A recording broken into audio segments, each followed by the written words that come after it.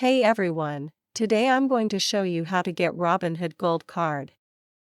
At first open Robinhood app into your device.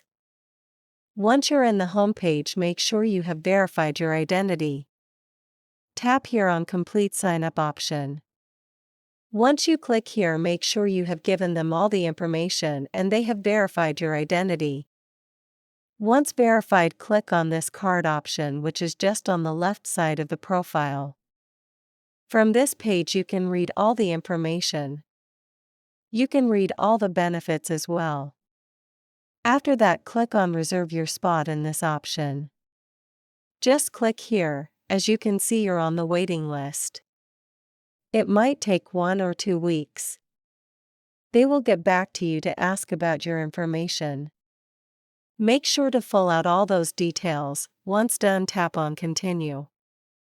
Once the wait list is over, you will be sent the Robinhood Gold Card and you will just activate it through your mobile application as well.